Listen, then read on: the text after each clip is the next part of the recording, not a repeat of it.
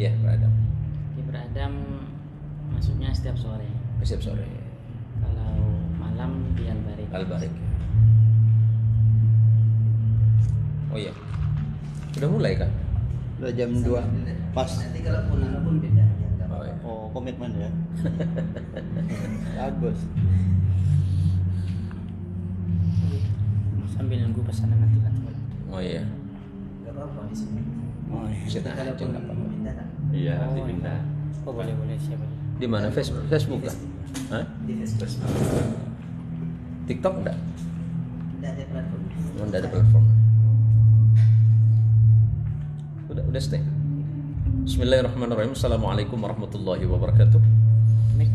Alhamdulillahirabbil alamin wa bihi nasta'in ala umuri dunya waddin wassalatu wassalamu ala asrafil anbiya'i wal mursalin sayyidina maulana Muhammadin wa ala alihi wa sahbihi ajmain wa ba'd. Alhamdulillah saudara-saudaraku sekalian, para teman-teman di channel Zain Mohsin Official di semua platform, yang masih hadir pertama itu di Facebook, kemudian YouTube, ada TikTok, dan beberapa platform media yang lain. Alhamdulillah siang hari ini, di hari Jumat yang mubarak ini, kita dipertemukan oleh Allah dalam keadaan sehat walafiat. Dan salawat salam semoga Allah tetapkan kepada Rasulullah Muhammad sallallahu alaihi wasallam. Allahumma sholli ala Muhammad wa ala ali sayyidina Muhammad. Hidup itu tidak ada yang serba kebetulan. Walaupun sering kita menggunakan kalimat kebetulan saya lewat, kebetulan saya ketemu, kebetulan yang lain. Sebab segala sesuatunya sudah Allah tetapkan, sudah Allah tentukan. Termasuklah pertemuan siang hari ini. Beberapa hari yang lalu sahabat saya Ustadz Edi, Iya. apa kabarnya? Assalamualaikum Haji Fauzi. Waalaikumsalam. Beliau salah satu tokoh moderasi pemikiran di keluarga besar, Ikatan Keluarga Besar Madura Kalimantan Barat. Walaupun topi beliau koboi, nah itu hanya sekedar untuk menunjukkan bahwa kadangkala beliau juga ngoboy juga kan. Dan di sebelah kiri saya ada Ustadz Ghazali. Assalamualaikum Ustadz. Waalaikumsalam. Sehat Ustadz? Alhamdulillah. Sudah akad nikah Ustadz? Oh belum ya? Yang kesekian kali. Oh gitu ya. Ada Gus Ubay. Assalamualaikum Gus Ubay.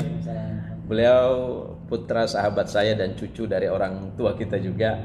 Beliau putra dari Allahyarham Kiai Darwis dan cucu tersayang dari Kiai Dahlan. Semoga Allah memberkahi beliau. Amin, Dan amin. beliau Allah jadikan sebagai orang yang salih. Karena beliau generasi ketiga pimpinan pondok pesantren di Raudhatul Atfal ya. Nahdlatul Atfal, saya lupa, mohon maaf. Dan ini adik yang di sebelah ini namanya Sincawe ya. Kalau lebih mirip Korea. Korea ya. Korea. Marfudoh. Oh, Marfudoh. Ya, siang hari ini sebenarnya Gus Edi itu sudah nyiapin tema yang sangat luar biasa itu, yaitu tema mengenal sifat dan akhlak Rasulullah Muhammad sallallahu alaihi wasallam. Tidak ada yang bisa menggambarkan betapa sempurnanya pribadi Nabi, akhlak Nabi Muhammad sallallahu alaihi wasallam. Walaupun para santri dan para sejarawan semuanya insya Allah faham ya. Ada beberapa kitab yang menggambarkan luar biasa akhlak pribadian Rasulullah, termasuk dalam Syama'il Muhammadiyah yang ditulis oleh Imam Turmudi, merupakan murid kinasih dari Imam Bukhari rahimahullah ta'ala. Dan beberapa kitab yang paling saya suka termasuk diantaranya adalah yang ditulis oleh Syekh Syafiur Rahman Al-Mubarakfuri. Kemudian ada beberapa pertanyaan yang serius itu. Benarkah Rasulullah Sallallahu Alaihi Wasallam itu dalam kehidupan sehari-hari beliau itu selalu mudah bergaul, bukan hanya saja di antara umat Islam, tetapi ternyata Rasulullah Sallallahu Alaihi Wasallam bisa dengan mudah diterima di antara orang-orang lain, entah itu orang Yahudi, entah orang Nasrani ataupun yang lainnya. Nah, kembali lagi kalau kita bicara tentang sifat, akhlak serta perilaku Rasulullah sallallahu alaihi wasallam, yang memuji langsung itu Allah. Sering kita membaca dalam surat Al-Insyirah satu ayat, wa rafa'na laka dzikra. Karena yang mengangkat dengan begitu mulianya nama Rasulullah sallallahu alaihi wasallam itu adalah Allah. Hari ini jumlah penduduk muslim dunia itu kurang lebih 1,8 miliar. Kita diantaranya. Kalau 1,8 miliar itu, anggaplah yang sholat 1 miliarnya dulu, yang 800 jutanya nggak kita hitung. setiap seorang muslim minimal sholat 5 kali. Artinya memang yang wajib 5 kali sholat, berarti berapa kali dia bersyahadat tinggal dihitung saja. Dan di dalam syahadat itu mesti ada Muhammadur Rasulullah. Dan bagaimana kalau orang itu bersolat? Kalau satu umat Islam itu per satu hari, baik itu dalam ibadah maqdah ataupun ghairu maqdah, membaca minimal 20 kali, berarti 1 miliar umat Islam membaca salawat kepada Rasul sallallahu alaihi wasallam, menyebut nama beliau itu 20 miliar kali per hari. Bagaimana tidak ketika Allah memuji beliau, wa rafa'na laka dzikrak. Jadi suatu masa Rasulullah sallallahu alaihi wasallam, sebagaimana saya ambil ini, saya nukil dari tafsirnya Ibnu Katsir. Ibnu Katsir juga menukil dari Imam Ibnu Jarir At-Tabari rahimahullahu taala. Jibril alaihi salatu wassalam datang kepada Nabi ketika ayat wa rafa'na laka dzikrak itu disebut. Jadi Jibril alaihi salatu wassalam bertanya, "Ya Rasulullah Muhammad, kamu tahu enggak kenapa Allah menurunkan ayat wa rafa'na laka dzikrak?" Rasulullah tersenyum. Aku juga tidak tahu maksud Allah itu apa gitu. Malah Rasul bertanya, "Lantas bagaimana menurutmu ya Jibril?" Jibril menjawab, "Justru Allah dan Rasulnya yang lebih tahu dibandingkan dengan aku," kata Jibril. Karena memang Allah itu begitu senang dan mencintai Rasulullah sampai kemudian menyandingkan nama beliau, nama Muhammad sallallahu alaihi wasallam itu dengan Ismul Jalalah, dengan nama Allah, la ilaha illallah Muhammadur Rasulullah. Setiap ada kalimat lafzul jalalah Allah, mesti ada kalimat Muhammad. Maka berkaitan tentang ini, wa rafa'na laka dzikrak. Nah, sekarang kita sebagai muslim, sebagai mukmin tentu sangat mengimani beliau, mencintai beliau dengan keseluruhan yang ada dalam akhlak dan kepribadian beliau. Jadi, siang hari ini saya sangat berterima kasih teman-teman di seluruh platform media yang sudah hadir. Saya juga ditemani oleh orang-orang yang luar biasa siang hari ini. Jadi Mas Edi ini kan selalu menyiapkan pertanyaan-pertanyaan yang buat saya itu suka pusing gitu. Ya, insya Allah luar biasa, udah beberapa pertanyaan yang masuk dari media kita ya. Taib. Iya. Apa aja Mas Edi? Di sini ada beberapa pertanyaan yang mungkin Kiai mesti ya tahu dari beberapa kitab dari Khulasoh yang zaman kita kecil ya, Nurul Yakin ya. Nurul Yakin bahwasanya pertanyaannya berapa ini ya? Berapa tahun Nabi itu disusui? Oh gitu ya. Kalau orang nyusu kan biasa 1 tahun itu udah pintar ini. Iya. Nabi sendiri itu disusui berapa tahun sampai? Ya, kita begini saja. Kalau menggunakan terminologi Quran itu kan, Al-Quran itu memerintahkan wa fisaluhu fi amaini. Artinya menyusui itu yang sempurna kan 2 tahun. 2 tahun. Kalau ayat ini diturunkan berarti khitab pertama itu kan mesti Rasulullah Sallallahu Alaihi Wasallam. Karena ayat ini, seluruh ayat Quran itu turunnya kan kepada Nabi. Walaupun tujuan besarnya tentu adalah kepada kita. Rasul Sallallahu Alaihi Wasallam dilahirkan kemudian disusui oleh seorang perempuan yang sangat dicintai oleh Nabi, yang menjadi ibu susu beliau atau ibu radha'ahnya beliau yaitu Halimah As-Sa'diyah. Kenapa disebut As-Sa'diyah? Karena beliau itu dari Bani Sa'ad, dari salah satu perkampungan di sekitar kota Makkah, di pinggiran kota Makkah. Sampai hari ini perkampungan Bani Sa'ad ini termasuk satu perkampungan yang sangat teduh di sekitar kota Makkah. Kenapa Rasulullah dididik di sana? Pertama, perempuan-perempuan Bani Sa'ad ini sehat. Karena memang perempuan Bani Sa'ad itu hidup di lingkungan yang sangat nyaman. Kemudian bahasa-bahasa yang ada di Bani Sa'ad ini bahasanya indah. Oleh karenanya ternyata Rasulullah Sallallahu Alaihi Wasallam memang sudah ada semacam, kalau bahasanya Tuan Haji Fauzi itu kan big design gitu, sebuah desain besar dari Allah untuk menampilkan sosok yang sempurna itu. Dari proses-proses awal itu Allah menggunakan cara yang begitu indah. Nah, ketika sama dengan pertanyaan kemarin, apakah Rasulullah itu lahir pada tahun gajah itu peristiwa penghancuran Ka'bah atau penyerangan Ka'bah pada hari itu? Kan enggak. Ya, enggak. Jadi sama dengan Rasulullah Shallallahu Alaihi Wasallam itu disusui oleh Halimah As-Sa'diyah, seorang perempuan dari Bani Sa'ad. Kalau mengacu kepada Quran berarti 2 tahun. Seperti itu. Mungkin ada yang lain, bukan nantang nih. Iya. Iya kan, kalau kita kan seperti kita mungkin susunya udah pintar itu 1 tahun ya kemungkinan. Kalau Iya. Nabi sendiri kemungkinan ya bisa jadi ya 3 tahun sampai 5-an mungkin ya.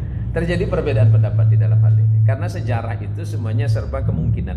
Selagi memang tidak ada nas yang pertama tentu nas Quran, kemudian tentu adalah nas hadis, dan kemudian pendapat ulama-ulama yang kuat dan dikuatkan oleh pendapat ulama yang lain. Kenapa Rasulullah itu secara fisik begitu kuat? Ada yang mengatakan bahwa Rasulullah itu disusui lebih dari 2 tahun. 2 tahun. Ada yang mengatakan lebih dari 2 tahun. Tetapi itu sebenarnya bukan pertentangan, tetapi menggunakan sudut pandang yang berbeda-beda. Seperti itu. Jadi kenapa kemudian Rasulullah itu menjadi pribadi yang hebat, pribadi yang kuat? Karena memang asupan nutrisi yang masuk kepada Nabi itu, karena memang kebanyakan perempuan-perempuan di Bani Sa'ad itu biasanya ya karena memang biasa berkeliling kota Makkah, menawarkan diri untuk mengambil anak susuan dari penduduk-penduduk Makkah seperti itu. Nah, kira-kira kalau Tuan Haji Fauzi Mungkin Bang Aziz susunya pakai lakogen. gitu ya. Makanya cerdas. Aduh, gitu. Cepat gila. Saya justru beda dari saudara-saudara yang lain. Gitu ya. Karena saya lahirnya ke bidan, kalau yang lainnya ke dukun. Tapi ini Nabi sendiri lahirnya mungkin di dukun juga ya, di bidan juga ya, iya. Oh enggak. Oh. Kalau kita mengacu kepada Barzanj dan kitab-kitab riwayah itu mengatakan bahwa yang menjadi bidannya Rasulullah itu ibunya sahabat Abdurrahman bin Auf. Bin Auf ya. Ibunda dari sahabat Abdurrahman bin Auf radhiyallahu anhu wa ardhah. Kemudian siapa yang mendampingi beliau? Nah, jadi ulama fikih itu saking memuliakan Rasul dan umminya, darah nifasnya itu ukurannya hanya seperti meludah saja. Allah sudah memuliakan Rasul sallallahu alaihi wasallam dari mulai awal proses kelahiran beliau.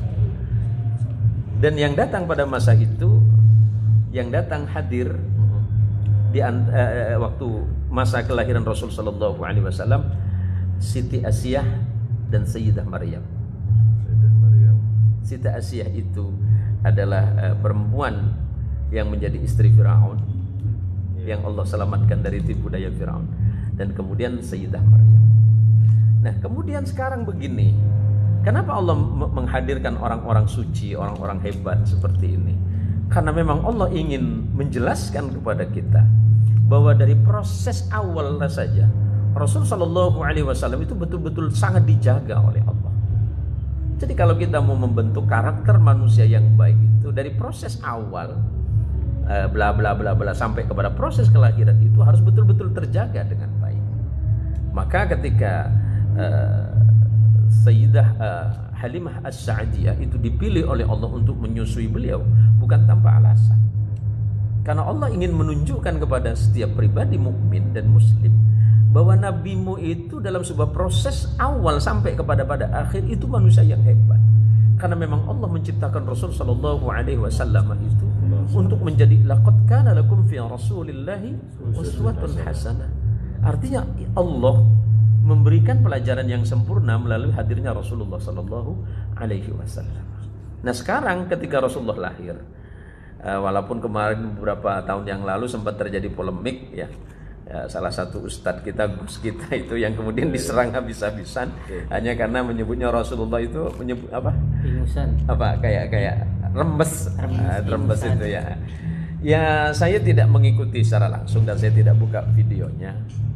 Tapi saya walaupun Ibnu Abbas, Nabi Shallallahu Alaihi Wasallam itu punya sepupu namanya Ibnu Abbas atau Abdullah bin Abbas dalam ilmu hadis, karena beliau itu anak paman Nabi yang bernama Abbas bin Abdul Muttalib.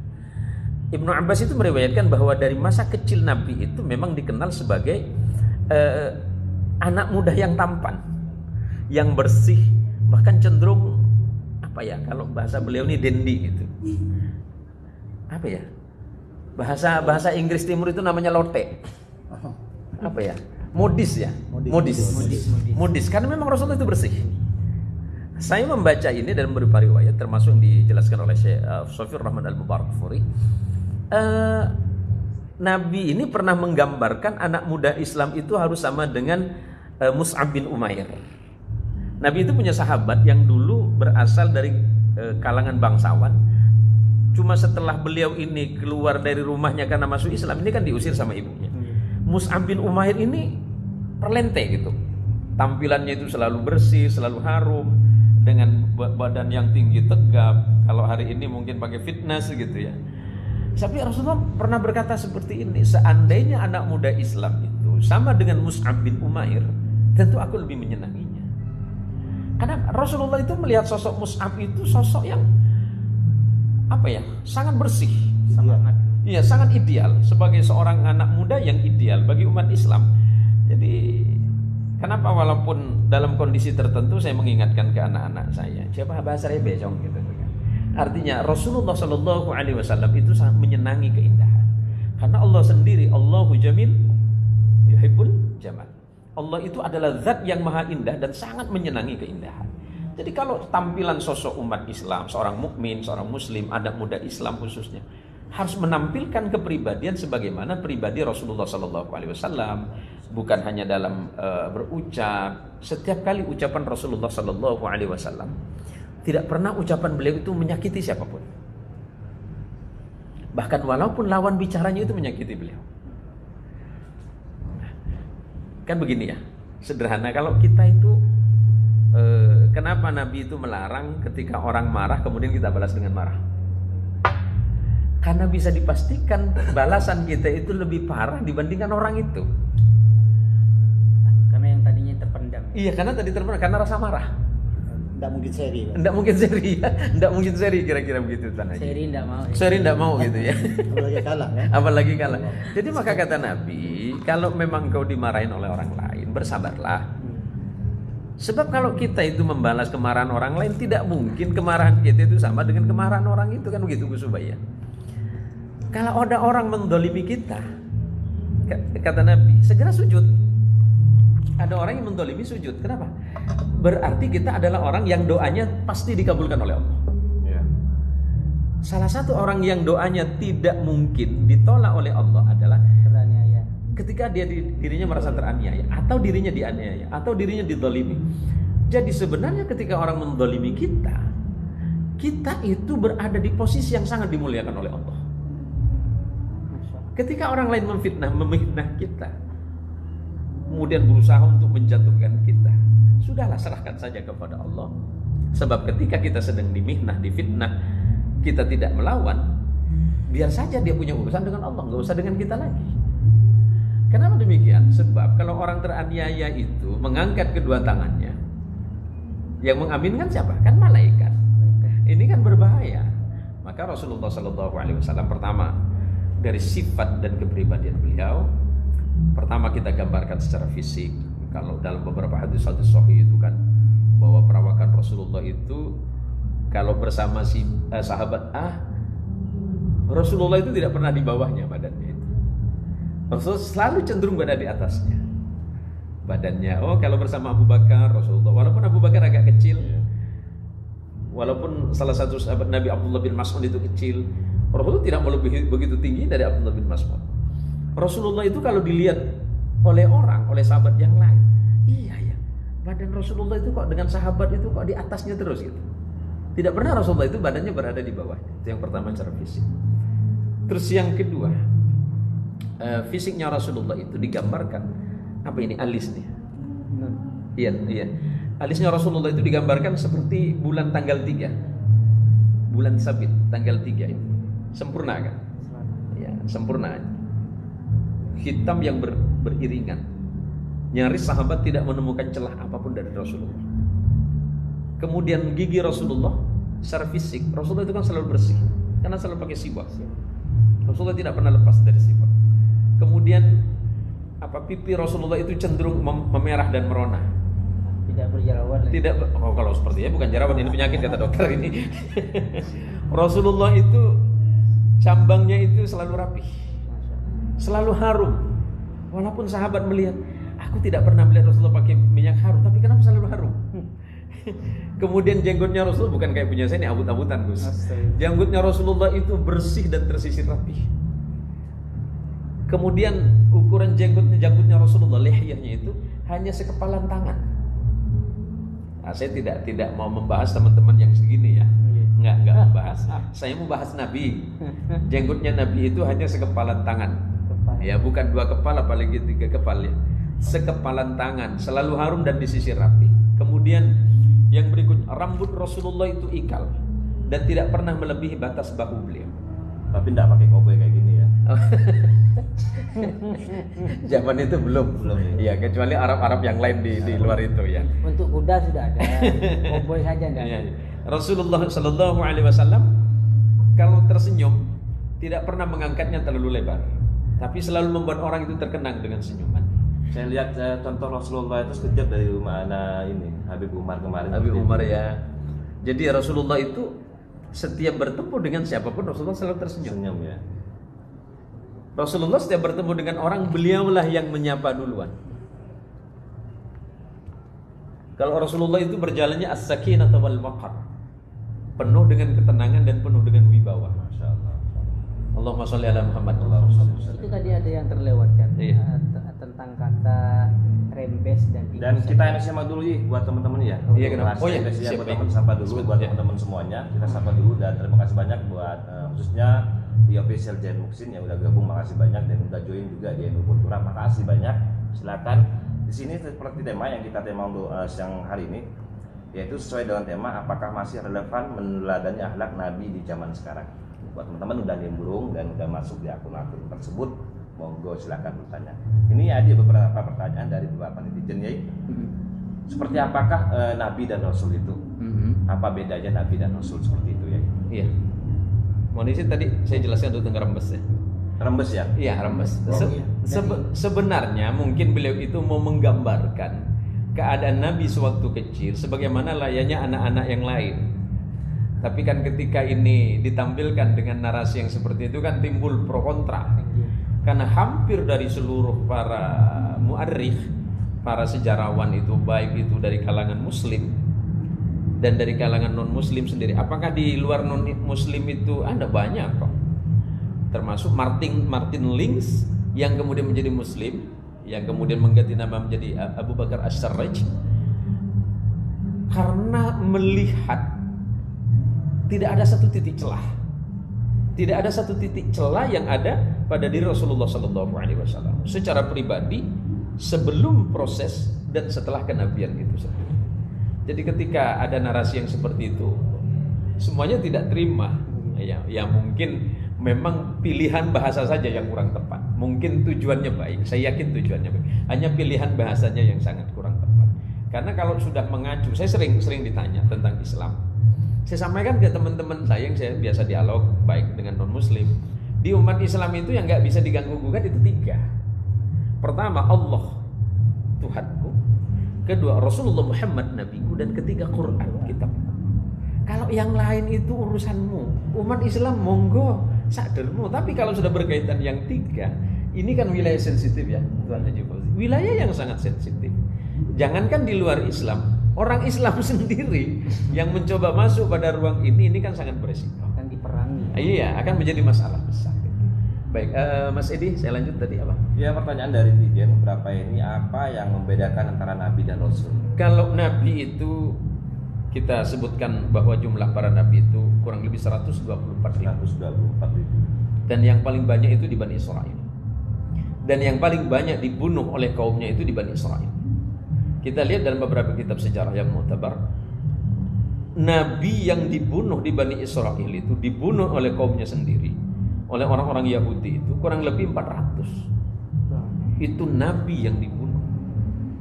Jadi ketika hari ini kita melihat tragedi yang ada di Timur Tengah, yang ada di tanah Filistin, yang kita sebutnya kita menyebutnya Palestina, tanah Israel, itu bukan persoalan baru sebenarnya. Bukan persoalan baru. Nabi di sana yang wafat itu 400 orang. 400 dibunuh oleh kaumnya sendiri. Jadi kalau hari ini yang diincer ini orang-orang yang musuhan sama mereka, itu terlalu kecil pembandingnya gitu. Untuk kata Nabi tersendiri itu apa? Nabi itu adalah orang yang mendapatkan wahyu dari Allah. Nabi itu kan bermakna naba itu kan membawa kabar, berita besar dari Allah. Sedangkan Rasul itu berarti orang yang membawa risalah. Nabi itu jumlahnya 124.000, yang jadi Rasul itu 313. Yang wajib diimani oleh kita itu hanya 25. Tidak mengimani yang lain itu mengimani kenabian, yang tahu ataupun yang tidak tahu itu wajib mengimaninya, tapi wajib tahu tidak. Tapi wajib mengimani seluruh nabi dan rasul yang jumlahnya 124.313 rasul. Walaupun kemudian sering terjadi pertanyaan, bagaimana dengan Khidir? Wah, saya jawab, Nabi Allah Khidir bukan domain saya. Karena biasanya yang sering menceritakan dan kemudian banyak mengutip tentang Khidir alaihissalatu wassalam adalah para ulama-ulama sufi, para ulama-ulama tasawuf yang membicarakan tentang Khidir alaihissalatu wassalam. Kalau saya ini hanya bicara kepada tataran kesejarahan. Kalau yang lebih khusus dan lebih spesifik, ada orang tertentu. Karena ada orang yang mempercayai Nabi Khidir secara utuh, ada yang tidak. Itulah.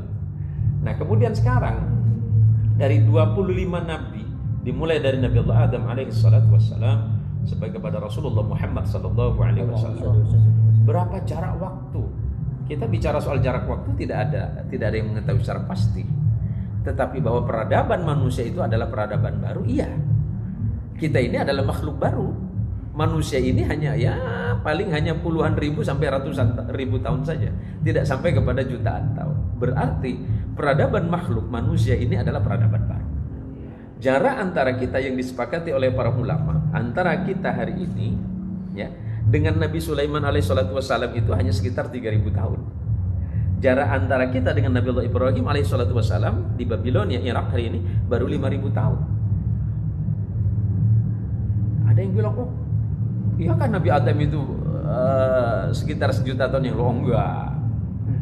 Sejarawan tidak sejauh itu melihatnya. Tapi kalau dilihat dari tahapan-tahapan proses kenabian dan kemanusiaan itu ya antara 10 sampai belasan ribu tahun saja. Karena dari kita hari ini kepada Nabi Allah Ibrahim saja masih 5.000 tahun. Kita ke Sulaiman alaihissalam masih 3.000 tahun. Kita ke Nabi Isa masih 2.000 tahun. Kita ke Rasulullah SAW 1.400 tahun. Nah, seperti itu. Dan terima kasih ya buat teman-teman, itu penjelasan dari Jen Muksin tadi, Ustaz Jen Muksin, yang mana dengan tema seperti biasa, apakah masih relevan melandari akhlak Nabi di zaman sekarang. Dan untuk salam semuanya, salam sapa buat teman-teman semua yang hadir di Jen Official Muksin.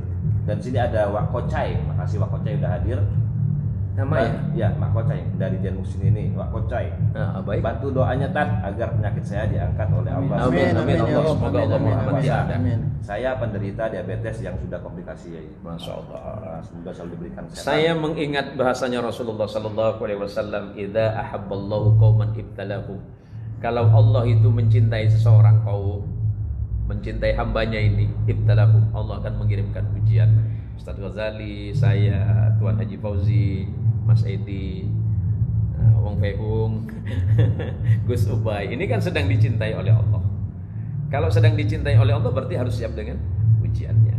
Jadi mudah-mudahan Anda diberikan ujian yang dapat mengangkat dosa-dosa Anda, kesalahan-kesalahan Anda juga dimaafkan oleh Allah, dan Allah memberikan kesembuhan yang sempurna untuk Anda. Amin. Dan terima kasih Kocai udah hadir selalu nimbrung di akun Jen Muksin dan Enu Kondura. Baik. Di sini juga ada Ria Iman dari Jen Muksin. Assalamualaikum Pak Ustadz. Waalaikumsalam warahmatullahi. Semoga kita semua dalam lindungan Allah Subhanahu wa taala dan Amin. senantiasa dalam kesehatan, intinya hidup yang berkah. Amin. Amin. Dari Katib PWNU Kota Pontianak yaitu Nurul Asbiyah, Kim Mutul Aziz. Baik, saya mau jawab itu ya. Saya mau jawab tentang relevansi. Iya, apakah masih relevan Rasulullah Sallallahu Alaihi Wasallam itu menjadi anutan kita? Baik. Kalau saya hanya kemudian menjadikan ayah saya sebagai berarti tema untuk kali ini yang masuk itu ya. Relevansi. Kalau relevansinya, apakah saya harus mengikuti ayah saya? Iya, di dalam keimanan kepada Allah. Apakah saya harus mengikuti Fulan bin Fulan kepada guru-guru terbaik saya? Iya. Apakah saya akan mengikuti orang-orang saleh? Iya. Tetapi yang semuanya itu akan mengikuti kepada Rasulullah Muhammad sallallahu alaihi wasallam. Bukankah Allah sudah memberikan contoh yang konkret? Laqad kana lakum fi Rasulillahi uswatun hasanah liman kana yarjullaha wal yawmal akhir wa dzakarallaha katsiran. Jadi orang-orang yang bisa mengikuti Rasulullah itu bagi siapa? Liman kana yarjullah. Orang-orang yang hanya semata-mata mengharapkan kepada ridha Allah. Rasulullah itu sebagai panutan? Iya. Contoh apa? Rasulullah bisa diikuti, dianut sebagai seorang ayah? Iya. Dari sisi mananya lemahnya Rasulullah sebagai seorang ayah? Beliau adalah seorang ayah yang penuh dengan dedikasi dan penuh tanggung jawab kepada keluarga. kalau dilihat sebagai seorang suami, Rasulullah itu adalah suami yang paling lembut di tengah-tengah keluarganya.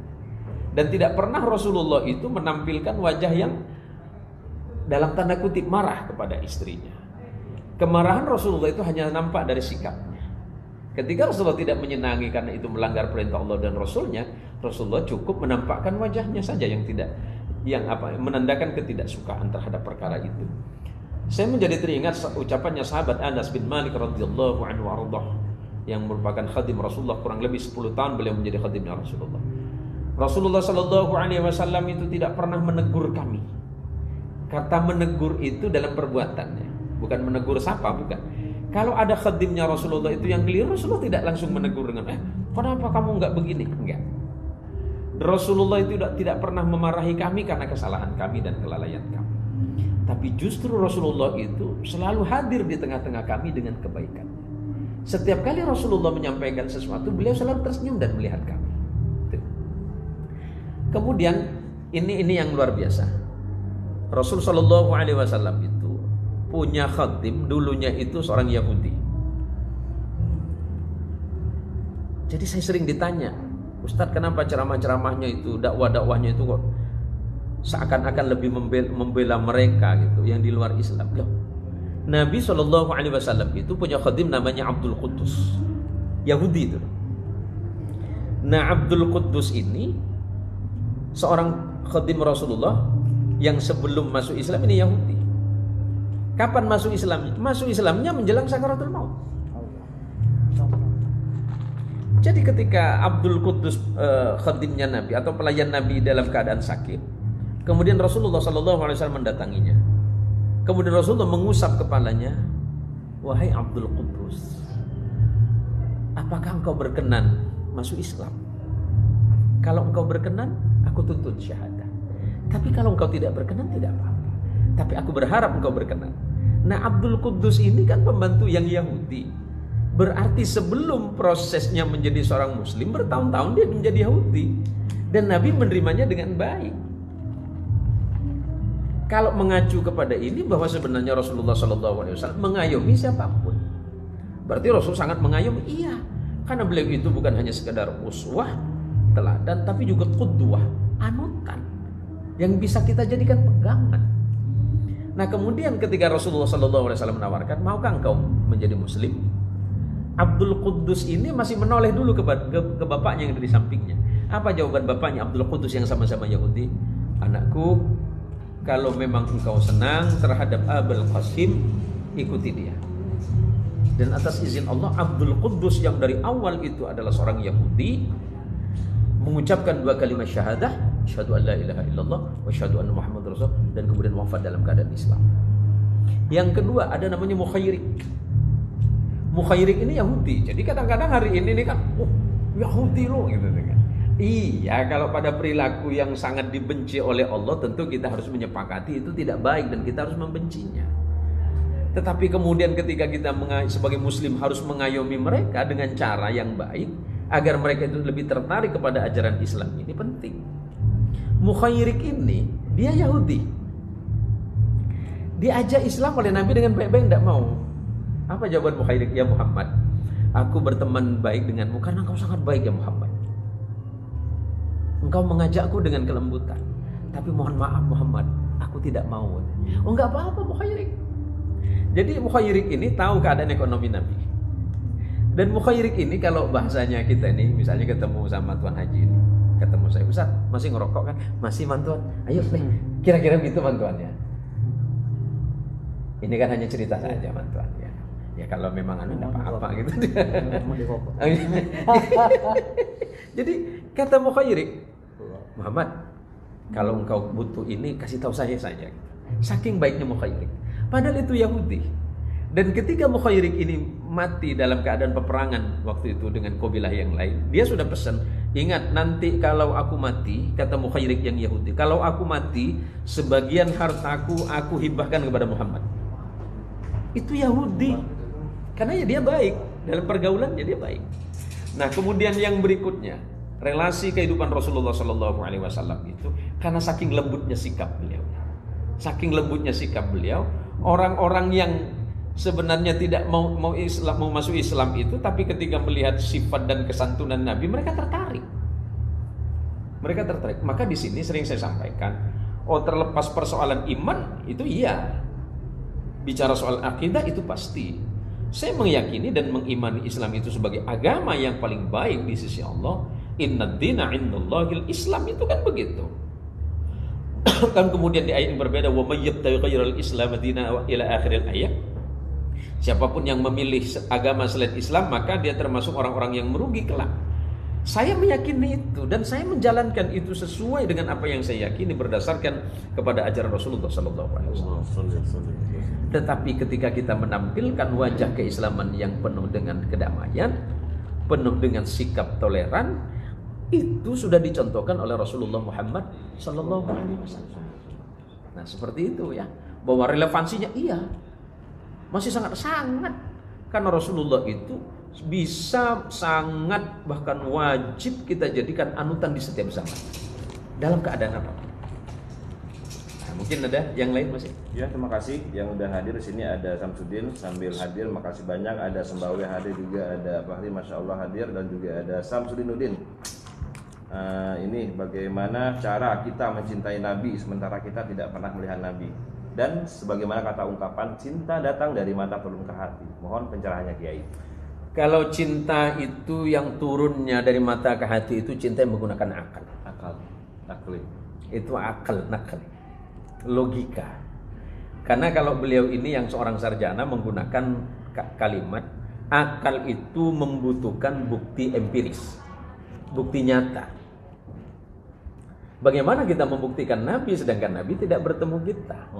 Nah di situ bahwa ada satu ungkapan, ad-dinu aqlul ladina liman la aqlalah, bahwa agama itu mesti menggunakan logika. Karena agama itu menjadi baik kalau menggunakan logika. Itu bagi mereka yang menggunakan logika. Tapi bagi mereka, orang-orang yang mencintai Nabi, cinta itu bukan dalil logika, tapi dalil hati. Bahwa ad-dinu qalbun ladina liman la qalbalah. Agama dan kecintaan kita terhadap Allah dan Rasulnya itu adalah hati. Bagaimana mungkin kita bisa menumbuhkan rasa cinta kepada Allah dan Rasulnya kalau itu tidak muncul dari hati yang baik? Kita ini kan tidak bertemu dengan Nabi. Ya, kita tidak bertemu Nabi, tapi Nabi punya murid yang kita sebut dengan sahabat punya murid namanya tabi'in punya murid namanya tabi'in sampai kepada kita hari ini. Kalau kita sering menyaksikan beberapa waktu yang lalu guru mulia kita ke Khalil As'ad itu kan luar biasa, menampilkan wajah kecintaannya kepada Nabi. Orang yang mencintai terhadap orang yang mencintai Nabi itu luar biasa. Saya menjadi teringat syair cintanya dari Rabi'ah al-Adawiyah. Ketika beliau mengungkapkan satu kalimat, araftul hawa mud'araftu hawaka. Aku mengenal cintamu ya Allah setelah mengenal cinta. Aku mengenal cinta setelah mengenal cintamu. Siapa?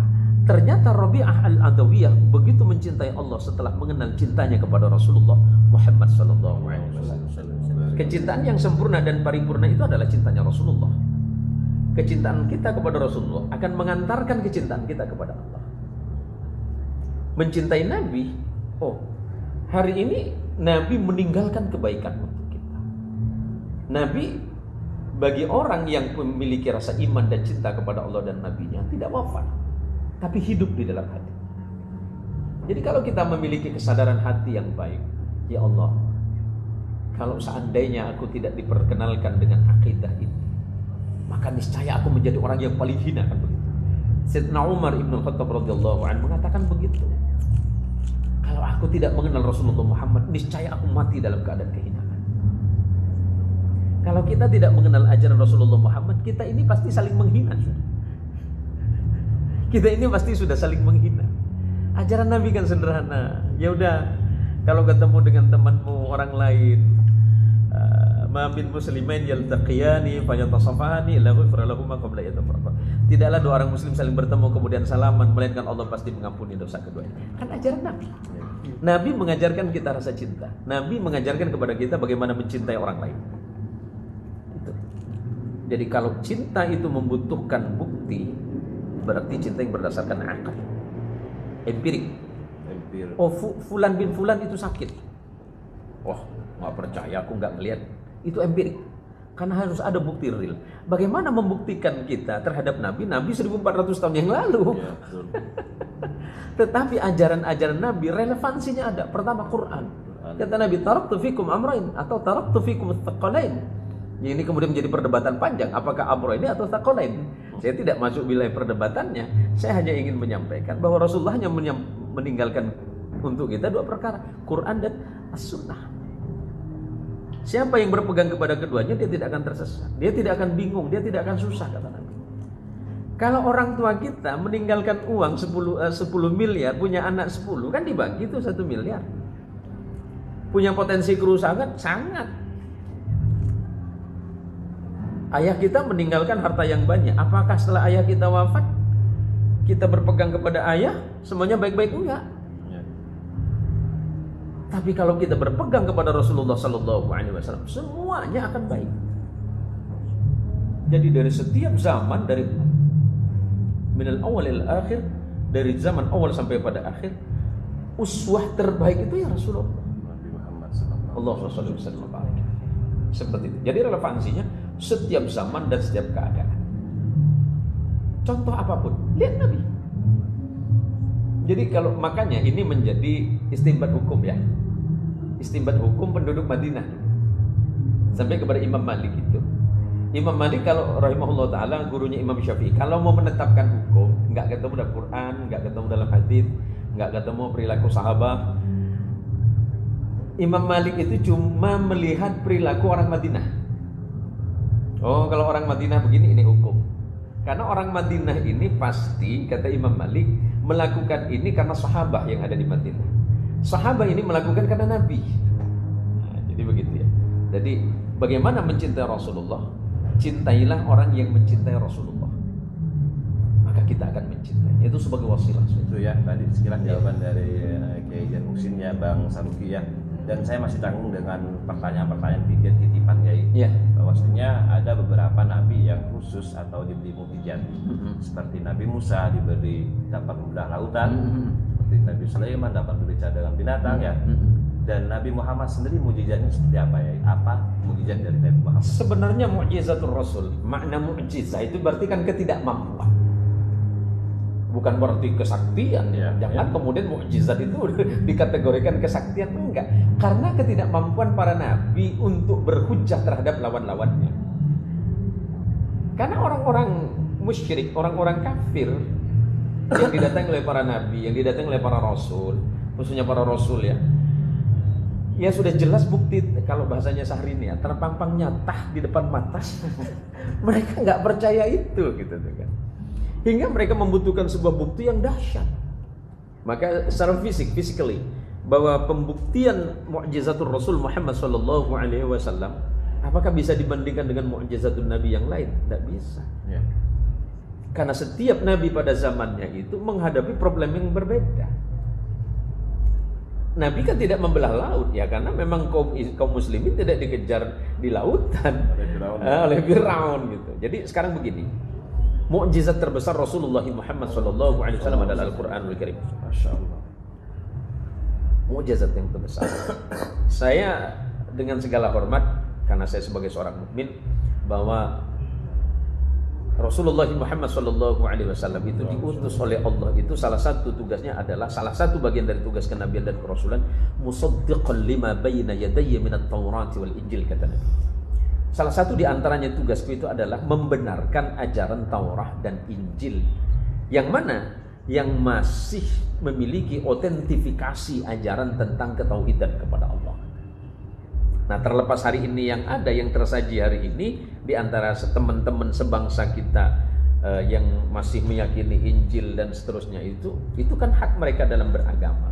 Tetapi umat Islam sebagaimana yang Allah turunkan kepada Rasulullah SAW, salah satu tugas kenabian adalah musaddiqan lima baina yadayya minat Taurati wal Injil, adalah membenarkan ajaran Tauratnya Nabi Musa yang memiliki autentifikasi dan Injil yang diturunkan kepada Nabiullah Isa alaihissalam. Termasuk bagian dari itu. Kenapa enggak Allah tidak menyebutkan Zabur? Zabur itu bukan termasuk kitab kenabian yang memiliki undang-undang dan hukum di dalam. Zabur itu hanya kitab pujian, tidak ada hukum di dalam. Mazmur, orang menyebutnya mazmur. Hari ini orang menyebutnya mazmur yang disebut dengan zabur. Di dalam zabur itu hanya kitab-kitab pujiannya Daud kepada Allah, dan di dalamnya tidak ada hukum. Tidak ada hukum. Nah, jadi kemudian mukjizat Quran yang paling besar, ada mukjizat Nabi. Nabi itu bisa membelah bulan. Hanya cukup dengan menunjuk saja. Dari kecil, dari masa muda Rasulullah itu kalau duduk di bawah pohon kurmanya itu menjulurkan buahnya. Kalau Nabi sedang kepanasan, awan selalu mengikutinya. Itu kan dari kecil, dari kecil ya. Kemudian ketika Rasulullah Shallallahu Alaihi Wasallam para sahabat dalam keadaan kehausan dan kelaparan di medan perang, ada yang mengatakan dalam peristiwa Khandaq, sahabat itu hanya melihat 1 atau 2 bejana air, sementara para prajurit itu ribuan. Ternyata Rasulullah itu hanya menuangkan lewat tangan beliau, dan ribuan prajurit itu bisa minum hanya dari bejana yang jumlahnya 2 itu. Itu ribuan. Kalau kita paling hanya cukup untuk 5 orang ya. Itu salah satu mukjizat. Tapi mukjizat yang paling besar dari Rasulullah SAW adalah Al-Quran. Kenapa mukjizat terbesar? 1400 tahun yang lalu, pembuktiannya hari ini. Dari sisi mana? Dari astronomi. Dulu di dunia Eropa terjadi perdebatan, apakah matahari yang mengejar bumi atau bumi yang mengejar matahari. Sampai yang sering waktu pelajaran SD itu kan ada namanya Galileo Galilei yang dihukum mati di Eropa itu hanya gara-gara mengatakan bahwa wasyamsu tajri li mustaqarril laha, bahwa sebenarnya bumi ini yang berputar kan. Bumi ini kan berputar mengelilingi apa? Porosnya. Mana? Matahari. Quran menjelaskan itu. Orang Eropa pada masa itu, penguasa Eropa tidak terima. Oh bukan, matahari yang mengelilingi bumi. Padahal Galileo Galilei melihat Quran. Dan pembuktiannya hari ini. Kalau di Eropa itu Galileo Galilei ya. Galilei. Tapi kalau di Madura itu Galilei. Galilei. Ada Galilei namanya ya. Galilei ada ya. Yang kacang pakai gula itu ya. Oh gitu ya. Ada ya. Gula tare. Oh gula tare. Nah, jadi mukjizat Quran hari ini tidak bisa hilang. Mau dilihat dari sisi mananya, mau dilihat dari sisi saintis, monggo. Ya. Dilihat dari aspek kesejarahan, iya. Karena Quran itu menjelaskan. Jadi tidak ada. Oh, Quran itu terjadi saya sering menggunakan pendekatan yang mudah. Quran itu menggunakan, kemarin kita pernah ketemu Rabbul Masyriqain wa Rabbul Maghribain. Ada menyebutkan Rabbul Masyariq wal Maghrib. Ada mengatakan Rabbul Masyriq wal Maghrib. Kalau Rabbul Masyriq wal Maghrib itu kan mufrad, tunggal. Masyriqain wa Maghribain, 2 timur, 2 barat. Ada menyebutkan Masyariqi wal Maghrib, timur yang banyak, barat yang banyak. Ini orang kalau nggak faham tentang Al-Quran dengan segala kemukjizatannya, dianggap Quran itu inkonsisten. Al-Quran itu menentang dirinya sendiri. Kali waktu Quran menyebutkan timur dan barat, tapi kali waktu Quran menginformasikan 2 timur, 2 barat. Tapi di ayat yang berbeda Quran itu mengatakan timur yang banyak, barat yang banyak. Konsepnya seperti apa secara saintis? Yuk kita buktikan secara saintis. Masyriq timur, maghrib barat. Berarti tunggal. Iya, karena kita hanya mengenal timur dan barat karena kita berada di satu titik bumi. Betul itu. Tetapi ketika masyriqain wa maghribain, kenapa jadi 2? Karena di saat di sini kita sudah tenggelam, ternyata di bumi yang lain baru muncul. Berarti kan 2 titik berbeda. Mataharinya itu juga, bumi itu juga. Tapi tempat terbitnya kok beda-beda, waktunya beda. Maka masyriqaini wa maghribain kata Quran. Ada masyariq wal magharib. Timur banyak, barat banyak. Kita hari ini di Pontianak. Setiap bulan matahari itu bergeser. Bergeser beda di titik, derajatnya beda. Sekian derajat, sekian derajat. Padahal titik kita sama di sini. Tapi setiap bulan dia munculnya beda. agak geser, maka Quran menyebutnya masyarik, timur yang banyak, wal magharib, dan barat yang banyak. Itu secara saintis. Nah, kalau Anda tidak menemukan apa yang Anda sebut sebagai kepastian ketika Anda memahami Quran, mungkin Anda lupa kepada bahasa Allah. Ya ma'asyar jin wal insi in istata'tum an tanfudhu min aqtaris samawati wal ardi fanfudhu la tanfudhuna illa bisultan. La tanfudhu illa bisultan. Allah itu kan menantang kita manusia itu untuk membuktikan Quran itu. Bukan kita menantang Allah untuk membuktikan. Allah menantang kita untuk membuktikan autentifikasi pengetahuan dari Quran. Nah, relevansi pengetahuan dalam Islam itu setiap zaman tidak akan berubah. Dari zaman dulu yaitu. Jadi, kenapa kemudian sarjana-sarjana dan para pemikir-pemikir barat besar di Eropa itu kemudian banyak yang menjadi muslim itu karena ketika melihat kemukjizatan Al-Quran itu sendiri. Jadi mukjizat terbesar Rasulullah adalah Al-Quran. Ya, tadi ya luar biasa sekali mukjizat Nabi Muhammad SAW itu ya.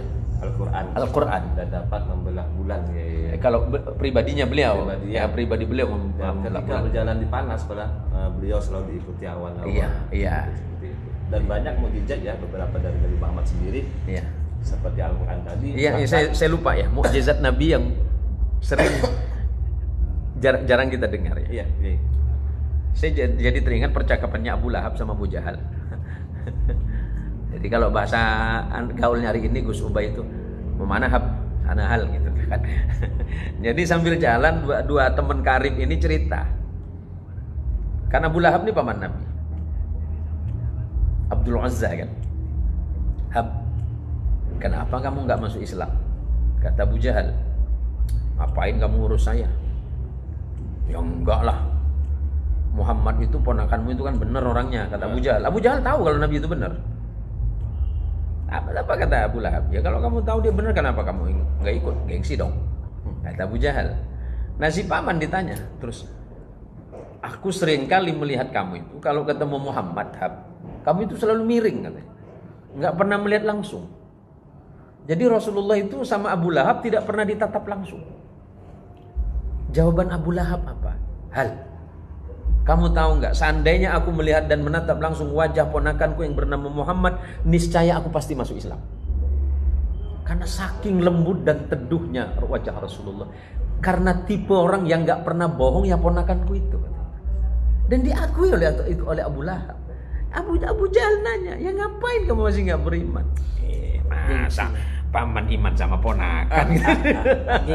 Gengsi. Bahasa gengsi itu bahaya ya. Ternyata Abu Lahab tidak masuk Islam itu karena gengsi. Jadi kata Abu Lahab, kalau aku melihat Muhammad ponakan, pasti aku masuk Islam. Dan bahkan syahadatnya aja Muhammad tang ponakan. Gitu. Saking gengsinya, betul. Diabadikan di syahadat. Iya, dia. Jadi relevansi apa yang kita obrolkan sore hari ini, kita berharap semuanya ini sesuai dengan kemampuan kita mengikuti sunnah Rasulullah Muhammad SAW. Sifat beliau, kalau beliau itu bicara tidak pernah menggurui siapapun. Kalau beliau ditanya, jawabannya tidak merasa lebih tahu dari siapapun. Walaupun iya pasti beliau itu paling tahu. Karena Rasulullah itu kan berbicara berdasarkan kepada wahyu. Bismillahirrahmanirrahim. Wa ma yantiqu 'anil hawa in huwa illa wahyu. Jadi Rasulullah Sallallahu Alaihi Wasallam tidak pernah berbicara atas keinginannya sendiri berdasarkan hawa nafsu, tapi semuanya berdasarkan kepada wahyu dari Allah dulu. Kalau kita ini salah benar menyusul kan? Kalau Nabi tidak seperti itu. Ya baik. Kembali tentang penyusuan. Makan Gus. Dan penyusuan makan Gus. Kan Rasulullah itu kan manusia yang paling sempurna. Dan memang ibunda ataupun ayahanda dan yang menyusui beliau itu termasuk orang pilihan dari Gusti Allah gitu. Nah pertanyaan di sini ya, bagaimana dengan orang tiga tersebut yang dikatakan masuk ke dalam neraka? Bukankah orang tersebut sudah menjadi pilihan Allah itu? Ya. Gini, terjadi pertentangan di antara orang-orang entah dari zaman dahulu sampai hari ini. Apakah orang tua Rasulullah Sallallahu Alaihi Wasallam itu diselamatkan oleh Allah atau tidak? Saya lebih mengambil kepada keyakinan yang mengatakan bahwa beliau itu hidup dalam masa fatrah. Masa fatrah itu adalah masa kekosongan kenabian. Kekosongan kenabian itu kan sangat panjang. Rasul Shallallahu Alaihi Wasallam itu 571 Masihiyah, beliau baru lahir. Masa kenabian sekitar tahun 610 Masihiyah, kurang lebih 610 Masihiyah. Nah, ada jarak kurang lebih 600 tahun antara Nabi Allah Isa dengan Rasulullah Muhammad Sallallahu Alaihi Wasallam. Dan tempat turunnya wahyunya pun berbeda tempat. Antara Makkah dan Palestina, Makkah dan Palestina itu naik pesawat kurang lebih 1 jam. 1 jam sekian. Kalau dari Mesir itu kan kurang lebih 2 jam ya, Mas Ubay ya. Kurang lebih dari Mesir kalau ke Makkah itu kurang lebih 2 jam. Berarti kan ada jarak kurang lebih 1000 kilo. Nah, kenabian yang ada di Nabi Allah Isa alaihi salatu wassalam ini kan tidak mencakup ke sini. Bagaimana dengan kenabian yang ada di bangsa Arab? Di bangsa Arab, nabi terakhirnya sebelum Rasulullah sallallahu alaihi wasallam itu adalah Nabi Allah Ismail. Nabi Ismail. Nabi Ismail itu terarabkan karena ibunya. Karena kalau Nabi Ibrahim bukan orang Arab. Kenapa begitu? Kalau Nabi Ibrahim itu orang Arab, otomatis keturunannya Nabi Ishak itu Arab semua. Bukan Yahudi. Ya.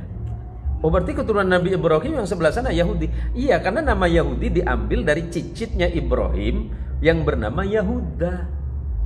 Yahuda ini anaknya Yakub. Yakub anaknya Ishak. Ishak anaknya Ibrahim. Berarti cicit.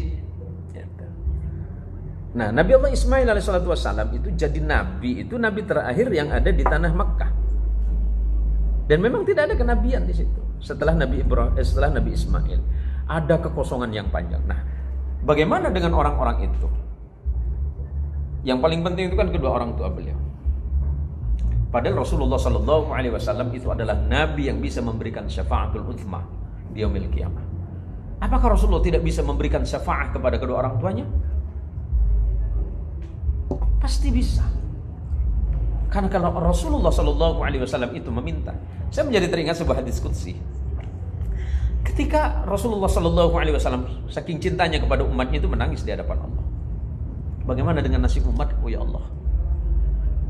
Apa kata Allah? Ya Muhammad, karena engkau mencintai umatmu dan aku mencintaimu, bagaimana seandainya urusan umatmu itu biar engkau urus sendiri? Nabi yang lain tidak. Karena kata Rasulullah SAW, seluruh nabi itu tidak diberikan satu kecuali untukku, yaitu syafaat. Sini umat yang dimaksud umat muslim atau non muslim ya? Muslim yang bersyahadah. Yang bersyahadah. Ya. Nah sekarang, jika umat Islam yang bersyahadat kepada nabi saja itu, yang mengaitkan hatinya kepada nabi saja berhak mendapatkan syafaat dari nabi, bagaimana dengan kedua orang tua nabi? Saya hanya meminta kepada teman-teman para penutur sejarah untuk berhati-hati ketika menyampaikan tentang status kedua orang tua beliau, Sayyidina Abdullah bin Abdul Muttalib dan Sayyidah Aminah bintu Wahb. Karena beliau itu hidup hanya dalam masa fatrah, masa kekosongan kenabian. Nah, bagaimana dengan status Nabi sebelum mendapat wahyu akhirnya kan? Nabi mendapat wahyu usia 40. Bagaimana dengan hal yang menyangkut keadaan diri Nabi sebelum usia 40? Ada PR besar sih. Kan di situ ada, oh ini bisa saja kemudian diungkap oleh orang. Oh ini berarti kalau gitu Nabi enggak. Nabi itu dijaga oleh Allah Subhanahu wa ta'ala agar Nabi tidak pernah menghadapkan wajahnya ke tempat yang tidak disenangi oleh Allah. Karena Allah selalu memalingkan wajah Rasulullah itu dari berhala. Nabi dari kecil tidak pernah mendatangi berhala. Mungkin berhala, ada yang tanya mungkin berhala itu apa gitu kan? Berhala itu patung. Ya, bukan Ustaz Ghazali ya. Berhala itu patung. Berhala itu patung. Ya, sesembahan bangsa Arab itu di sekitar Baitullah. Di sekitar Baitullah itu ada 360 berhala sesuai dengan jumlah hitungan hari. Jadi rumitnya Tuhan bangsa Arab itu di situ. Setiap hari ganti Tuhan. Karena di situ ada 360 berhala. Yang paling besar itu kan adalah Lata, Manat, Uzza dan Hubal. Yeah. Kalau yang kecil-kecil itu anak cicitnya itu. Dan sekarang juga latah itu ngetrennya di mana-mana. Ya. Oh gitu ya. Latah gitu. Oh itu latah ya. Kiai, Baik. mungkin lanjut ke pembahasan tadi ya. Jadi posisi ketiga orang mulia tersebut gimana ya? Karena Wahabi mengatakan ini biar terang-terang, Wahabi mengatakan bahwa orang ini masuk neraka karena status itu deh. Sedangkan NU mengatakan ini di surga. Gitu. Karena begini, karena berdasarkan kepada hadis Nabi yang mengatakan aku pernah berdoa untuk ibu dan ayahku dan kemudian Allah menolak. Itu alasan mereka. Tetapi mereka juga mungkin lupa kepada hadis-hadis yang lain tentang hadis tentang syafaat. Hadis tentang syafaatul uzma dari Rasulullah sallallahu alaihi wasallam, di mana syafaatul uzma itu kelak kata Rasulullah, ana sayyidu waladi adam yaumal qiyamah wala fakhrah. Aku ini sayyid, aku ini junjungan. Dan bahkan kata Nabi, aku ini musyaffa' yang bisa memberikan syafaat kepada siapapun. Ana syafi'un. Aku ini adalah orang yang bisa memberikan syafaat. Kapan? Nanti. Syafaat itu adalah pertolongan mulia. Kalau bahasanya anak-anak kita adalah pertolongan yang memang tidak bisa diduga-duga sebelumnya. Pertolongan yang dalam kondisi dan keadaan tertentu. Bagaimana mungkin Nabi hanya mampu menolong umatnya, sementara ayah dan ibu tercintanya dan orang-orang terkasih dalam kehidupan Nabi tidak ditolong oleh beliau. Bagaimana dengan status Abu Talib? Kan orang pasti kesama. Pasti ngejar. Maka ini perlunya ya. Kenapa? Ada orang yang lebih berhati-hati menyangkut tentang keadaan keluarga utama Rasulullah Muhammad Sallallahu Alaihi Wasallam. Yang menjadikan pertentangan dua ya.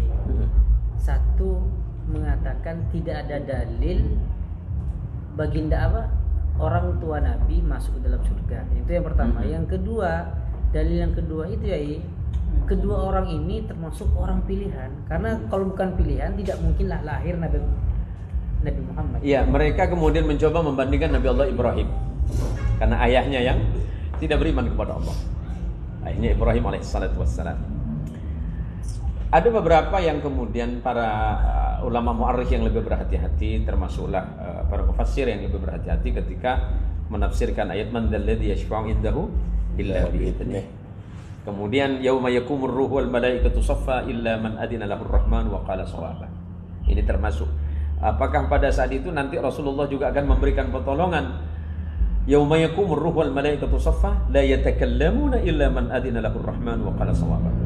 Jadi ayat ini kemudian oleh ulama yang lebih berhati-hati mengatakan ayat ini adalah am makhsus. Ayat ini bersifat umum tapi kali waktu dia menjadi khas. Khususnya di mana? Karena Nabi pasti illa man adina lahur rahmanu wa qala shawaba. Dan Nabi akan menceritakan sesuatu yang baik. Apa? Tentang umatnya. Kalau umatnya diceritakan baik, bagaimana dengan keadaan ibu bapaknya? Maka cerita tentang hadis qudsi tadi saya menukil kepada Syekh Mutawalli Sya'rawi rahimahullah taala. Apa yang dijawab oleh Rasulullah Muhammad? Ya Allah, aku ini hanya mencintai umatku. Tapi yang bisa menumbuhkan rasa cinta terhadap umatku kepadamu adalah Engkau. Bagaimana mungkin kau berikan tugas agar aku menentukan umatku mana yang baik dan buruk untuk mereka? Bukan kau yang lebih pantas untuk menentukan kebaikan untuk mereka? Sebenarnya Rasulullah Sallallahu Alaihi Wasallam itu sudah Allah berikan nih, ya Rasulullah Muhammad, urus sendiri umatmu. Yang mana engkau sukai, monggo. Yang tidak engkau sukai, monggo. Kenapa? Saking Allah itu memberikan tempat dan hak yang istimewa kepada Rasulullah Sallallahu Alaihi Wasallam. Mungkin ada yang bertanya mungkin tentang kenapa Nabi Muhammad itu sampai saat ini tingkahnya masih dan akhlaknya masih diberikan contoh oleh kaum muslimin semuanya. Gelar Nabi Muhammad sendiri itu ada beberapa ya itu. Iya, gini. Gelar Nabi Muhammad. Rasul Sallallahu Alaihi Wasallam itu dari kecil, dari remaja ya, ketika terjadi pertentangan ketika Baitullah itu dibongkar. Iya. Karena ada banjir masa itu. Kemudian para pembesar Quraisy waktu itu saling ngotot-ngototan. Oh enggak, ini saya yang harus nanti masang kembali Hajar Aswad. Kata kepala kabilah yang satu, enggak, ini nanti saya yang nyimpan lagi Hajar Aswad ini ke tempat semula. Tapi akhirnya diambil kesepakatan bahwa barang siapa yang pertama kali masuk ke Masjidil Haram, dialah yang paling pantas nanti meletakkan Hajar Aswad itu ke tempatnya semula setelah proses renovasi ini selesai. Dan qadarullah, atas ketetapan Allah, orang yang pertama masuk ke Masjidil Haram itu adalah Rasulullah sallallahu alaihi wasallam. Apakah karena masih muda kemudian ditolak lagi oleh bangsa Arab masa itu? Enggak. Kelebihan bangsa Arab itu harus kita akui satu. Dari zaman terdahulu itu, bagi mereka yang paling penting adalah memegang janji. Sebab bagi mereka aib. Bagi mereka aib. Oh ini aib, ini tidak boleh ini. Tidak ada lagi perdebatan. Oh, siapa yang masuk? Muhammad. Anak muda yang bernama Muhammad. Akhirnya kemudian kata Rasulullah itu sudah ditampakkan keadilannya oleh Allah. Padahal masa itu masih berusia 25-26. Apa kata Nabi? 25, hampir kurang lebih 30. Apa kata Nabi? Baik, begini para tuan-tuan yang terhormat, Hajar Aswad ini karena sesuai dengan sepakatan saya akan meletakkan kembali ke tempat. Tapi biar kita sama-sama mengalami proses yang sama, kata Nabi. Bentangkan sorbannya. Sorbannya dibentangkan dan Hajar Aswad itu diletakkan di tengah sorban, kemudian digotong bersama-sama. Di situ nampak keadilan Nabi. Maka kemudian bangsa Arab menjulukinya Al-Amin. Orang yang bisa dipercaya. Dari muda beliau itu. Jadi ketika ditanya, sahabat kecil beliau itu kan Sayyidina Abu Bakar, hanya beda antara 1 dan 2 tahun. Sayyidina Abu Bakar itu kawan kecilnya Nabi. Dari kecil bersama Nabi, dan rumahnya memang tidak jauh dari rumah Nabi. Dekatan. Maka menjadi sahabat qarib. Sayyidina Abu Bakar ketika ditanya persaksian tentang Rasulullah, apa kata beliau? Apa yang bisa aku gambarkan tentang beliau? Sayyidina Abu Bakar tuh nangis. Apa yang aku bisa gambarkan tentang beliau? Karena kesempurnaan itu ada, dan itu pada beliau. Sahabat Amr bin As, seorang panglima besar Islam yang pernah menaklukkan Mesir. Ketika menjelang wafat, ditanya tentang Rasulullah sallallahu alaihi wasallam. Ya sahabat Amr bin As, ceritakan kepada kami tentang Rasulullah yang mulia. Beliau tidak mau menceritakan, tapi menghadap ke dinding dan menangis. Sahabat bingung. Kami tanya sama Anda, sahabat Amr, karena sakit Anda ini semakin parah. Bisakah Anda menceritakan kepada kami tentang kemuliaan Rasulullah? Apa jawaban beliau? Kalau aku ceritakan tentang beliau, pasti ada yang terkurangi. Kalau aku ceritakan, pasti ada yang terkurangi. Maka lebih baik tidak aku ceritakan. Kalian tinggal memikirkan, pernahkah kalian melihat sesuatu yang sempurna? Dan itu beliau. Iya. Kalau kita ceritakan tentang kesempurnaan itu, pasti ada yang kurang. Pasti ada yang kurang. Jadi kata Amr bin As, saya tidak akan menceritakan. Kalau ada satu yang sempurna, itulah diri beliau. Gitu.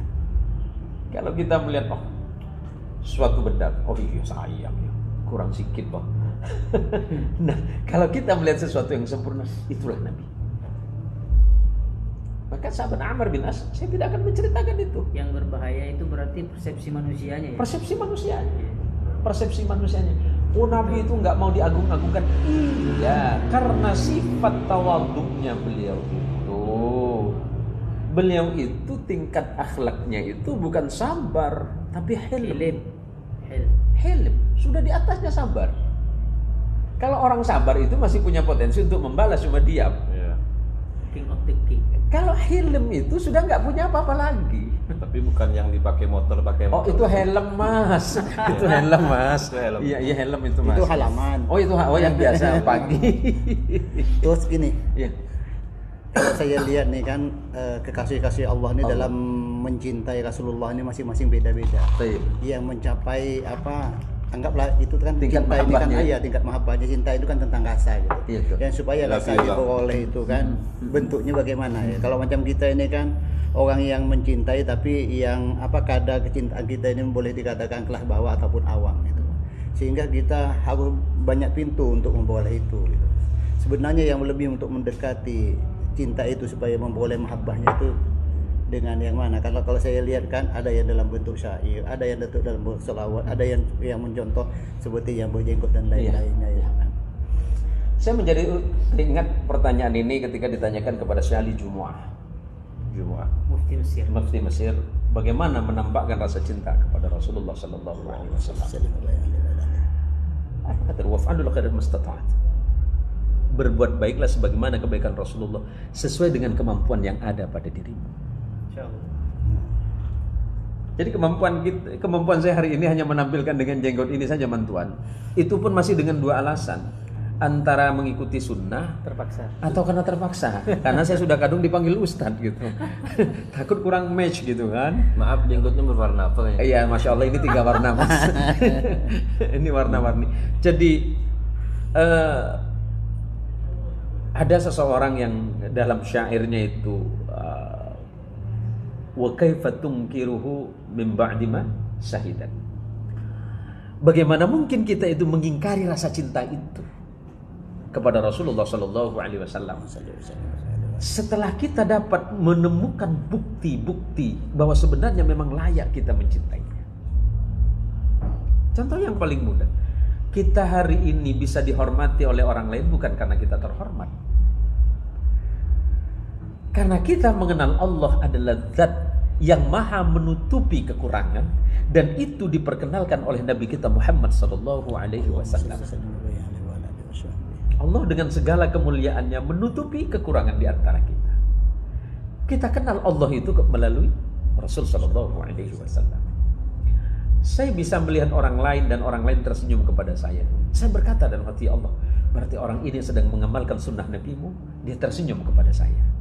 Boleh jadi bukan karena saya baik kemudian dia tersenyum, hanya karena di hatinya timbul rasa cinta kepada Rasul-Mu yang mengajarkan tentang senyum. Ketika saya melihat orang lain senang bersedekah, bukan berarti saya harus melihatnya karena dia senang dan cinta kepada sedekah itu. Karena Rasulullah Sallallahu Alaihi Wasallam adalah pribadi yang mengajarkan bagaimana kita mencintai dan berbagi kepada sama. Suatu hari, ini ada seseorang, ketika ada tawanan perang, ini kan ada tawanan perang. Nah, tawanan perang ini ada seorang ibu yang tengah kesulitan. Dia sedang mondar-mandir ke sana kemari hanya untuk sekedar mencari anak kecil. Kemudian Rasulullah bertanya kepada sahabat, apa yang dicari ibu itu? Ya Rasulullah, orang itu sedang mencari anaknya, khawatir anaknya dalam keadaan celaka. Oh iya, baik. Kalau seorang ibu itu dengan luar biasanya mencari anaknya, itu karena apa? Karena cintanya kepada anaknya, ya Rasul. Dan bagaimana dengan cinta Allah kepadamu? Apakah Allah tidak ingin menyelamatkan? Allah mengutusku karena ingin menyelamatkan. Allah menginginkan aku menyelamatkan. Kita ini sedang diselamatkan oleh Rasulullah Sallallahu Alaihi Wasallam. Bagaimana mungkin kita tidak berterima kasih kepada Rasulullah Sallallahu Alaihi Wasallam? Orang itu, ada seorang yang datang kepada Waliullah Ibrahim bin Adham. Waliullah Ibrahim bin Adham ini dulu adalah seorang gubernur di Baghdad yang kemudian menjadi seorang ahli sufa, menjadi seorang ahli sufi. Suatu hari dia didesak oleh seorang anak muda nih, Tuan Haji. Ya Maulana Ibrahim, aku ingin mengenal Allah dan Rasulnya. Aku ingin mengenal Allah dan Rasulnya, dan aku mencintai Allah dan Rasulnya. Baik kan. Besok ketemu lagi di masjid dengan Waliullah Ibrahim bin Adham. Waliullah Ibrahim bin Adham, ajari aku cinta kepada Allah dan Rasul. Menoleh beliau, jangan anak muda, jangan. Enggak, aku mencintai Allah dan Rasulnya. Jangan anak muda. Itu sesuatu yang sulit dan berat. Besoknya datang lagi. Ini yang terakhir kali, wahai Ibrahim bin Adham, ajari aku cinta kepada Allah dan Rasulnya. Sedikit saja. Apakah kamu siap anak muda, karena engkau sudah memaksaku 3 hari ini? Iya. Baik anak muda. Awalnya engkau akan cinta, setelah itu engkau akan gila. Cinta, gila, itu maksudnya gimana? Akhirnya apa? Besoknya ternyata anak muda ini ditemukan mati di atas puncak bukit dalam keadaan gila. Kenapa? Di dalam hatinya itu sudah dipenuhi dengan rasa cinta kepada Allah dan Rasulullah. Kalau Anda mencintai seseorang, apa yang Anda lakukan? Menyebut namanya? Yang pertama menyebut. Pasti menyebut namanya, membayangkan wajah, membayangkan keadaannya. Setelah itu ukuran bajunya. setelah itu hilang rasanya. Hilang rasa itu. Yang ada itu dia. Hanya dia. Cinta tersendiri itu terhadap Nabi wajib berhukum. Nabi mengajarkan tidak sempurna iman seseorang sampai dia mencintaiku melebihi cintanya kepada orang lain. Karena Cinta kita kepada istri bisa terkhianati. Cinta istri kepada suami bisa dikhianati. Suami bisa ditinggalkan atau meninggalkan. Bisa menyakiti atau disakiti. Rasulullah pernah melakukan itu? Tidak. Lah. Tidak. Hukumnya wajib. Wajib. Dan mohon maaf Ya. mohon maaf karena udah 1 jam lebih dan sinyal pun kurang bersahabat ya. Iya. Sinyalnya kurang bersahabat, wifi-nya kurang bersahabat. Dan 1 jam lebih saya dan teman-teman semuanya di sini udah nemenin Anda semuanya. Mohon maaf. Mungkin karena udah masuk bulan suci seperti Maulid Nabi Muhammad. Mungkin ada closing statement atau peringatan dan dari DOK sendiri. Monggo Yai. Baik, subhanallah. Saya sangat bahagia dan merasa senang siang hari ini dipertemukan dengan orang-orang salih. Ada Tuan Haji Ahmad Fauzi, tokoh kita yang selalu punya gagasan-gagasan yang baik tentang sosial kemasyarakatan dan kebangsaan. Ada Ustadz Edi, ada Ustadz Ghazali, ada Gus Ubay. Fahad minta disebut Had. Oh ya, istri saya itu di rumah sama anak-anak saya itu. Kalau Mas Edi ini live streaming, itu antara bingung mau komen atau enggak gitu tuh kan. Jadi kita dipertemukan di tempat yang berbahagia ini. Saya menjadi teringat satu kalimat yang indah. Lau hubbuka shadiqan fa'ata'tah fa innal muhibba liman yuhibbu muti. Bahwa orang yang sedang jatuh cinta itu ditanya, apakah serius engkau mencintainya? Kalau memang kita serius mencintai sesuatu, apalagi kepada Rasul Sallallahu Alaihi Wasallam, pasti kita akan patuh dan taat kepada Nabi. Karena orang yang mencintai Nabinya pasti menghilangkan semuanya kecuali kepatuhannya. Semua orang yang sedang jatuh cinta menghilangkan semuanya kecuali satu, kepatuhan. Yang tadinya mau berangkat ngopi nggak jadi ya? Nggak jadi. Karena ada yang sedang dicintai ini. Jadi saya paling sederhana itu. Saya kalau lagi jalan nih, Tuan Haji Fauzi, kalau saya lagi jalan nih kadang-kadang ya Allah, saya kalau duduk zikir nggak bisa nangis saya. Tapi ketika saya melihat, contoh paling mudah, saya melihat orang lain yang dalam keadaan kesulitan di pinggir-pinggir jalan, dalam keadaan kepanasan bersusah payah, saya tuh menangis lillahi ta'ala. Ini bukan menunjukkan oh ini ria Ustaz, enggak, saya ini cerita. Saya menangis dalam hati saya, ya Allah, seandainya Rasulullah hadir di tengah mereka, ya Rasulullah, pasti mereka tidak akan begini. Karena Rasulullah tidak pernah meninggalkan satu peser pun di sakunya itu kalau melihat orang seperti ini. Padahal saya dalam keadaan kenyang ya Allah, dan di saku saya masih ada uang. Apakah saya bisa berbuat untuk mereka ya Allah? Dan selama ini saya selalu mengaku cinta kepada Nabi. Tapi ternyata saya tidak bisa menggambarkan rasa cinta dengan begitu apa yang dilakukan oleh Nabi. Tapi setidaknya kita pelan-pelan. Tuan Haji Fauzi ini dengan mencintai Rasulullah SAW dengan caranya ketika berkhidmat kepada umat, belajar umat, pagi, siang, sore. Beliau mengikuti semua oleh Nabi. Ya kalau kata semua. Kalau istri Nabi kan semuanya rata-rata janda ya. Beliau juga mengikuti. Fitnah. Senang terhadap janda itu luar biasa tadi itu ya. Kalau bagian ini saya tidak berani ya. Tidak berani. Saya tutup dulu ya. Saya tutup dulu. Baik. Dan terima kasih banyak buat teman-teman semuanya yang udah hadir, yang udah nimbrung di Jen Muksin Official khususnya, dan Enu Pontura dan juga beberapa akun-akun lainnya. Ada Kiai Hanafi. Dan terima kasih buat Kiai Hanafi yang udah hadir, masya Allah luar biasa beliau, dan selalu diberikan kesehatan, amin rabbal alamin. Amin ya Allah. Dan terima kasih buat teman-teman selalu nimbrung terus tetap, dan jangan lupa follow terus, share dan komen-komen di beberapa akun Enu Pontura dan masih banyak ya. Dan terima kasih buat banyak saya ucapkan dan saya akhiri.